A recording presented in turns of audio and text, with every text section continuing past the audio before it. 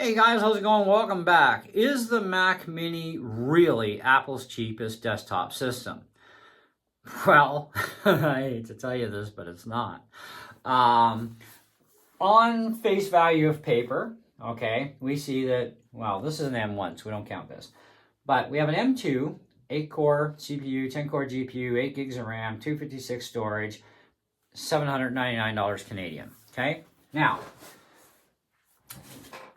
the only other qualifying desktop that would be considered cheap would be an iMac, which is an M3, not an M2 like the Mini, because there is no M3 Mini yet. Okay, we probably won't get one. At least I hope we don't, because that'd be stupid. But anyways, we have an M3 iMac, 8-core CPU, 8-core GPU, 256 storage, 8 gigs unified memory, $1,700 or $1,699 Canadian. Okay, so at paper face value, you could say that the Mini is actually the cheaper desktop, but you would be wrong. Just like every freaking YouTuber out there who has told you that the Mini is actually Apple's cheapest desktop system, and it is an absolute outright lie. But Cav, you just said that the Mini is only $800 and the iMac is $1,699.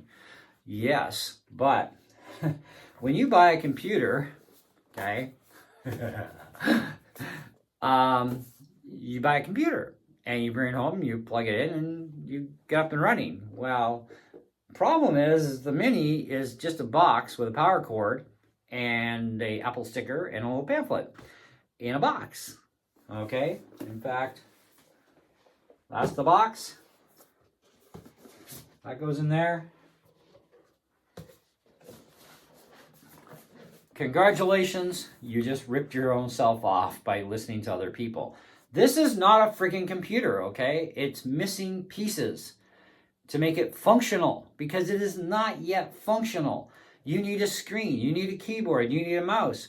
And if you're a smart cookie, you need a set of speakers because the built-in one in this sucks. It's horrible. Blah! Okay, it's really bad. The iMac, on the other hand, comes with a 4.5K 24-inch IPS Retina display. It comes with a keyboard, although it sucks. It comes with a mouse, though it sucks. Okay, this is the actual mouse that you get. Okay, I don't have the exact same keyboard that they now sell, which is rechargeable. I only have the battery-powered one, but it still sucks regardless. Okay, but at least it's a keyboard and mouse and a computer, and it has some built-in speakers that actually sound really good. And it has a 1080p webcam that is actually not too shabby either. Although you don't need to utilize the webcam. You can use your iPhone if it qualifies as a webcam, which will be far superior to what's built into the iMac. And of course, we know with the Mac Mini, there ain't no webcam anyway, right? So you would automatically be smart to use your iPhone if it qualifies, which by now you should have an iPhone that does, okay? And you can use it as continuity camera, okay, for doing your FaceTime and, you know, all your video messaging stuff. But you can also use it to cut videos like I'm doing right now with my iPad. I have an iPad Pro 11-inch M2, which is sick. It's way too much horsepower. Literally, I agree with everybody on that one. It's like too much power for what we got. But we need the Mac OS on here. Anyways, so you can use your phone as a standalone video recording device, okay? Especially if you have dual 4K cameras, because on continuity camera with your iPhone, you're only going to get 1080p resolution right now. Apple needs to actually readdress this so we can have 4K access, which would be even better. Then you would have no need for any webcam on the planet. But all the webcams that are out there, whether they're 720p, 1080p, or 4K, I guarantee you they all suck. They are all pieces of garbage. When you use your continuity camera in your iPhone, for your iPhone as a continuity camera, it is a far superior device as a webcam than any other webcam you can just plug into a computer, okay? Like, it is second to none, okay? The webcam that is built into the iMac is also very, very good, okay? Not as good as your iPhone is, but it's still very good, and it's already there, right? So you For doing just like stuff like FaceTime, messaging, whatever, or video conferencing stuff, I mean, the webcam built in there is just fine, okay? I do more videos now using my iPad, like doing this, because I get this angle, or I can get a squared off angle. I kind of like this angle. It shows a lot more, even though it's kind of a weird thing. But I prefer using my iPad now, and with having 5 microphones in this thing too, even sitting here playing music, like on my guitar and doing a little music video, the sound quality that it picks up is just freaking amazing. I'm very impressed with my iPad. However, you also have microphones built into the iMac as well. Other benefits you get. There's no microphone built into the friggin' Mac Mini, so you are not getting a fully functional desktop for $800. Therefore, in real life terms, how can this be Apple's cheapest desktop? It's not, because it's not even a functioning computer until you have all those extra pieces. Speakers that sound good, because built-in sucks. You need a keyboard, you need a mouse, you need an appropriate display for what you are also using your Mac for, okay? Now, being that this is also the lowest price, I'm going to tell you that when you are going base model configurations, you are the biggest fool parting with your cash, okay? 8x256 is the absolute bottom that Apple does, and they should be shamed for it, because 8 gigs is not enough memory, okay, for much of anything without going into swap, which will rip your internal SSD a new one and will kill it faster, okay, than anything else you can do to your SSD, okay? That's one. So you really do need a lot more RAM. And any of these systems have their limitations of how much RAM you can go to. And if you need more than that, you must go and buy the higher tiered Macs, okay, which I'm kind of on the fence on, okay, but realistically, okay, we can say that I've been running 16 by 512 in my Mac Mini when I bought my M1. And this is a base model Mini that I showed you at the beginning of the video. It's an 8x256. We already know why I bought that thing, okay? And I got a lot of videos on it, and I have a final results of all my final testing I've done on the M1 Mac Mini base model configuration. And that same video will apply to every single Mac that is an 8x256 setup, regardless of the horsepower, regardless of the model of the Mac. If it's an 8x256, that stands with every one of them, regardless of the horsepower, okay? It's a garbage configuration, and it is something that you will not be happy with, even as a base user, which is a pile of hope too, because there's no such thing as basic people anymore that just surf the internet. They just watch YouTube, they just do email, and they might do a little bit of FaceTime, and that they don't do anything else. They don't do video editing, they don't do picture editing, they don't do this, and they don't do that. There is no such thing as a person that's like that anymore, okay? Not in this time period of the world, okay? Maybe back, decades ago, but that has not been like that now for at least 15 years or more.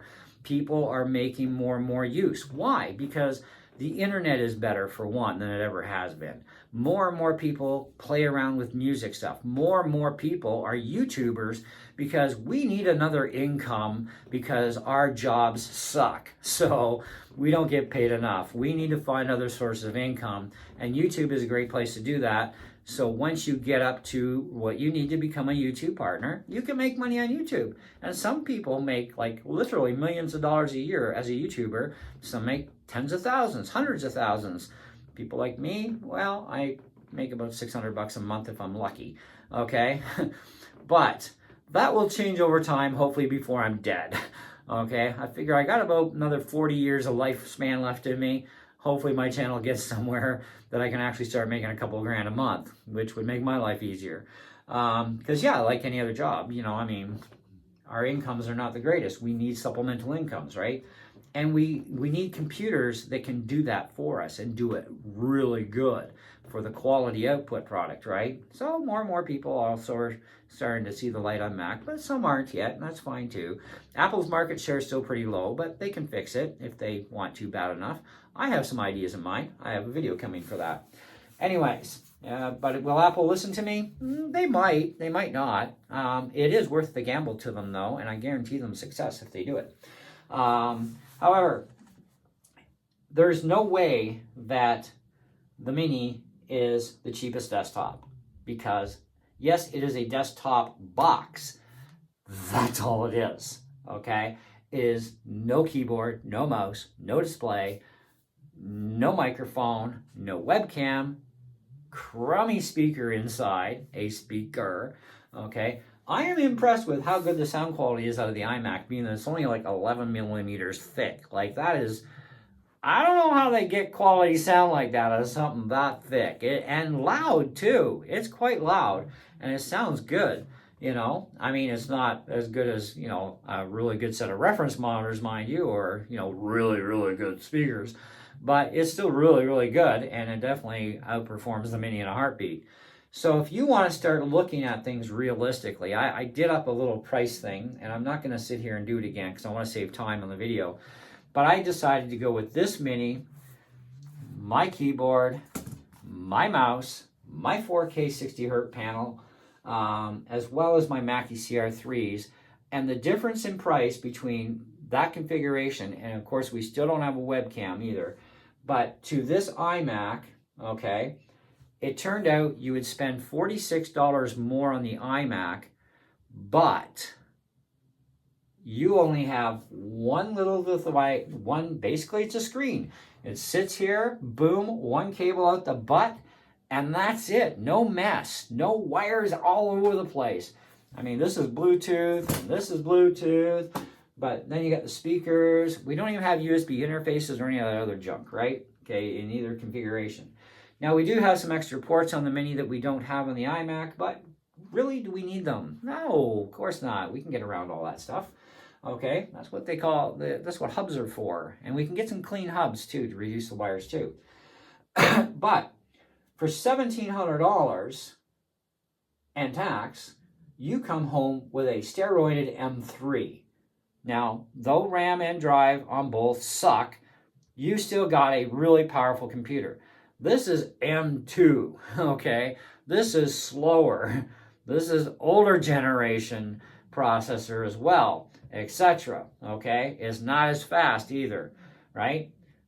But you buy this, and you still got to figure out, what am I going to spend on a display? What kind of quality display do I need? What resolution display am I going to use? This can save you more money if you go really super cheap, right? But with the cheapness, and I can tell you in computer components, the more you cheap out, the worse it gets. The more you put into something, the better you're going to get. But that's not always true either, because this mouse is $89 from Apple, and it's a piece of garbage. Everybody hates it. This is $79, $10 cheaper. It's got a lot more functionality to it. It is more comfortable. It is lovely. It is like the bomb, okay? And it's Logitech, and that's the MX Master, not the Master 3. This is the cheaper version, and it's better.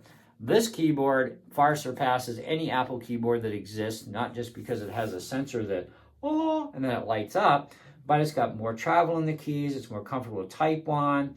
It actually sounds nicer. And 3 devices, you can go boom, boom, boom, same as the mouse, boom, boom, boom. You save money. This is $140. The same size of keyboard, which will only bind to one bloody device from Apple, okay, has shorter travel, no light up, and can only bind to one device, and it can also bend very easily too, turns out. My friend found out about that. This thing ain't gonna bend or flex. This thing is freaking solid as a rock. This is $10 cheaper than Apple, okay? So what? Who cares?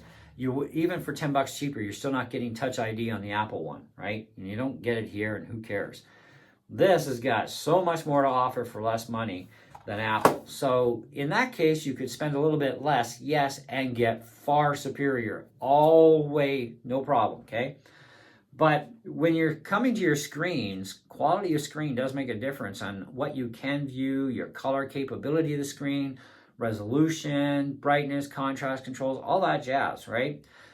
Refresh rate is a big deal too. Every Apple display is locked at 60 hertz, okay, or lower, okay? But maximum is 60 hertz, even on their primo over $6,000 XDR big screen is only 60 hertz. What a ripoff. $2,000 studio display or cinema display, whatever the heck they call it now, that thing is a ripoff. It's a 5K Retina 27-inch, sure, but it's also 60 hertz, right? This was $500. It's 60 hertz, but I'm okay with 500 because this has got a fantastic display on it. It might not be Retina, but it's damn close to the same quality, okay? For 500 bucks, not $2,000. You know what I can do with 1,500 bucks right now? I could buy another Mac Mini easily. You know what I mean? I could buy like whatever I want for 1,500 bucks. So, you know, you should look at third-party displays, not Apple stuff, okay? And one last thing I'm going to leave you on too as far as displays go. This is not as premium as this. They're very, very close, okay? So you would be happy with this too. This is native 2K resolution, but it does 2K and 4K on the HDMI port, where HDMI or display, this is still 4K or below. That's all there is to it. But this is 2K or 4K. Now on 4K, this 32-inch screen is locked at 60 hertz. But on 2K, it will do 144 hertz out of the HDMI port on the base model M1 or the jacked up M1. Doesn't matter. If it's an M1 chip, it's going to be locked at 144 hertz off of the 2.0 HDMI port. Bottom line, okay? So the Mac Mini, I've tested this, okay? 144. If you go DisplayPort using your Thunderport with a DisplayPort to, Thunderbolt to DisplayPort adapter and DisplayPort cable, it will lock this screen to 2K only, but you get 165 hertz. I don't know what the maximum refresh rate is via Thunderbolt, but I do know for sure that I bought a 165 hertz panel and I get 165 hertz out of it, out of my Mac, but only if I use up one of my Thunderbolt ports, okay, which I prefer not to because I need them for other stuff. So I use HDMI, 144 hertz, so I can play games. I have no worries about refresh. This, 60 hertz, you're locked in at. So if you want a higher refresh rate of a 4K display, you're going to pay at least $1,000 in Canada, okay, for a 4K 120 hertz panel, right? Same company too. But yeah, that can really start upping the price of that Mini after all, can't it, right? And you're going to want higher refresh rates if you're doing game development or you're just even playing a lot of video games that will run quite well on your Mac, because there are a lot of games that run on the M2 that are like even AAA titles that will run pretty good.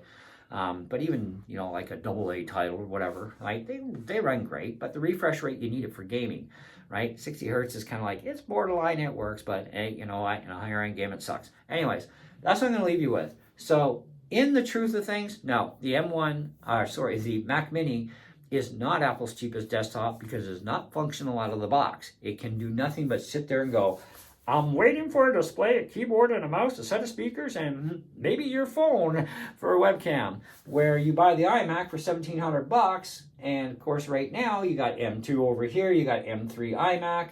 You are getting horsepower, ray tracing, among other stuff, right, in the M3 chip for $1,700. That's the winner. So this is in fact Apple's real, honest to goodness, cheapest desktop computer that you can buy, take home, plug it into the wall with one cable, done and done, and you're up and running. Although you're not going to like that 256 for very long. It's going to get full fast. So you're going to have to actually spend more money. You're going to need some form of drive space. Now on the middle, on the bottom tier, at least for sure, you only have 2 Thunderbolt ports. When you definitely get to the top tier, you've got 4, and I think this one might have 4 as well, which the 4 port is definitely going to be your more handier setup for extra devices with least amount of hassle, okay? So if we check the middle one out here, I think this one has 4 ports. Yeah, it does. 2 Thunderbolt and 2 Type-C. You're set in gold right there, okay? And that's only going to set you back $2,000. But that's going to be like 8 by 256 either way, right? So you will definitely, if you want to limit the wires, limit piles of hubs or whatever, I mean, there are definitely ways around this to get you external storage so that you can keep as much free space as you can as possible on that internal, okay? There are ways to do that, okay, which are inexpensive, okay? Not the highest performing, but inexpensive either way, right? But just looking at this as dollars to donuts, this is cheap at $800, but it's not a functional computer yet. This is fully functional at $1,700. This is only $46 more than what the Mini is going to be. By the time you kit up the Mini with all my current equipment that I've named off, because I know my equipment, I know my prices, right? You're still going to spend $46 more on the iMac, but at least you don't have a menagerie of wires, for one. You've got the superior display. I mean, good luck finding a display that's the same 4.5K Retina IPS panel that is exactly as great as this. Good luck finding that for a very cheap price, okay? But you can find some outstandingly great monitors, but it's still going to cost you a lot of money, okay? And you could get higher refresh rate, which is good too, but it will cost you even more money, right? That's the thing. I priced out this same exact screen from LG, but in the 120 hertz model, it was $1,000. That would put the Mini as a fully set up system, which is an ideal refresh rate too for doing everything, okay? It would put it way over, right? And make this the absolute perfect cheapness, okay? But on the other side of the fence, again, this is a box with a freaking power cord, a sticker, and a pamphlet. It is not a fully functional computer. Therefore, you cannot call it a computer because it is missing key components that make it actually function as a computer. This is a fully functional, one cable coming out the back end. You are up and running. That's it. Okay? So, thanks for watching. Hope you enjoyed the video, and we'll catch you in the next one. See ya!